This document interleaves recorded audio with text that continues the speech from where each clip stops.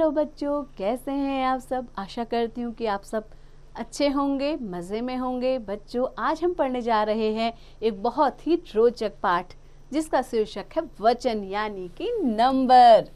बच्चों, ये वचन क्या होते हैं?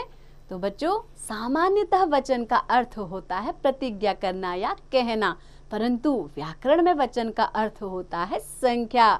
तो बच्चों, आपको दो चित्र आपकी पुस्तक में दिखाए गए हैं। तो पहले चित्र में क्या है? टोकरी में संतरे रखे हैं और दूसरे चित्र में बिल्ली को देखकर चूहे भागने लगे। तो बच्चों, वाक्यों में रंगीन छपे टोकरी तथा संतरे शब्द, जो बिल्ली शब्द है उनमें एक होने का तथा संतरे और चूहे शब्दों से उनके अनेक होने का पता चलता है। तो बच्चों, संज्ञा या सर्वनाम शब्दों के जिस रूप से उसके एक अथवा अनेक होने का पता चलता है उन्हें वचन कहते हैं। यह वचन की परिभाषा है और आपको ये परिभाषा याद भी करनी है। अब बच्चों, हम जानते हैं वचन के भेद यानी कि काइंड्स ऑफ नंबर के बारे में। तो बच्चों, वचन के दो भेद होते हैं, पहला एक वचन, दूसरा बहुवचन। तो अब हम जानते हैं बच्चों एक वचन यानी कि सिंगुलर नंबर के बारे में। बच्चों, संज्ञा शब्द के जिस रूप से किसी एक व्यक्ति, वस्तु आदि का बोध हो वह एक वचन कहलाता है, जैसे महिला, दिया, लड़का, पतंग आदि। अब बच्चों, दूसरा क्या है? बहुवचन यानी कि प्लूरल नंबर। तो बच्चों, संज्ञा शब्द के जिस रूप से एक से अधिक व्यक्तियों, वस्तुओं आदि का बोध हो वह बहुवचन कहलाता है, जैसे महिलाएं, दिए, लड़के, पतंगे आदि। अब बच्चों, हम जानते हैं वचन परिवर्तन यानी कि चेंज ऑफ नंबर के बारे में। तो बच्चों, शब्दों को एक वचन से बहुवचन में तथा बहुवचन से एक वचन में परिवर्तित करना वचन परिवर्तन कहलाता है। जैसे बच्चों आपको दिखाया गया है, एक तरफ एक वचन दिए गए हैं और दूसरी तरफ बहुवचन। तो क्या है? पहला वाक्य है घोड़ा दौड़ता है और उसका बहुवचन क्या है कि घोड़े दौड़ते हैं। ऐसे ही अगला वाक्य है डाल पर तोता बैठा है, तो उसी का बहुवचन डाल पर तोते बैठे हैं। तो बच्चों, याद रखिए, आपको कुछ महत्वपूर्ण बातें बताई गई हैं जिसको आपको ध्यान रखना है। कुछ शब्द हमेशा एक वचन में प्रयोग होते हैं, जैसे पानी, हवा, घी, दूध, स्वतंत्रता, चांदी, आकाश, वर्षा, जनता, आग आदि। कुछ शब्द हमेशा बहुवचन में प्रयोग होते हैं, जैसे प्राण, दर्शन, आंसू, हस्ताक्षर आदि। कुछ शब्द दोनों वचनों में समान रहते हैं, जैसे दीपक, आलू, कवि, हाथी, रोग, नौकर, डाकू, पत्र, पेन, हाथ आदि।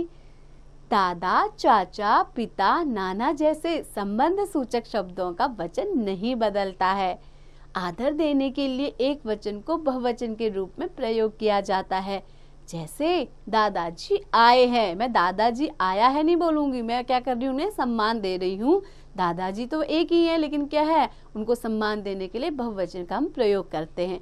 दादाजी आए हैं। ऐसे ही मंत्री जी मंच पर बैठे हुए हैं। तो बच्चों, अब हम एक वचन से बहुवचन बनाने के कुछ नियम भी जान लेते हैं। Some rules of changing the plural from singular. तो बच्चों, वो कौन कौन से नियम हैं? पहला नियम है अ को ए में बदलकर। तो बच्चों, जैसे एक वचन है रात, हमने ए में बदल दिया, क्या हो जाएगा? बहुवचन रातें।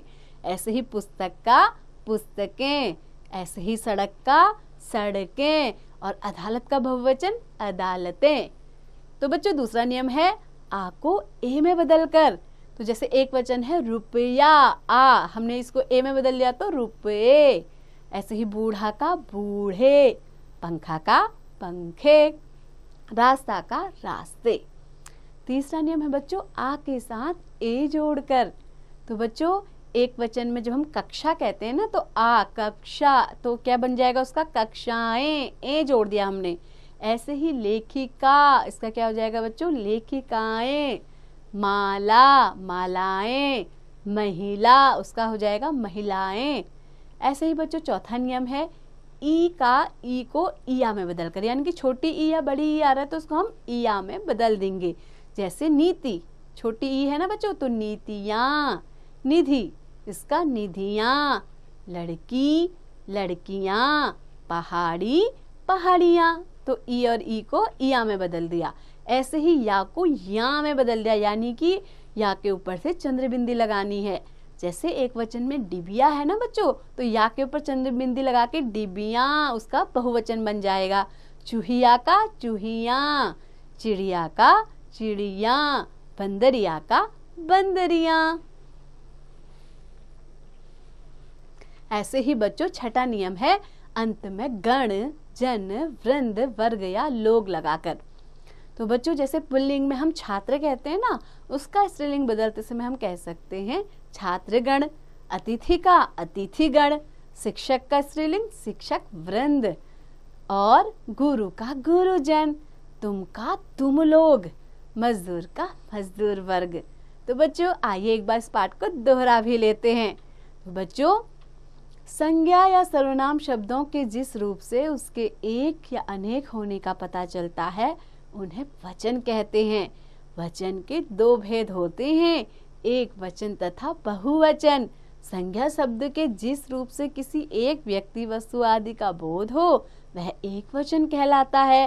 संज्ञा शब्द के जिस रूप से एक से अधिक व्यक्तियों, वस्तु आदि का बोध होता हो वह बहुवचन कहलाता है।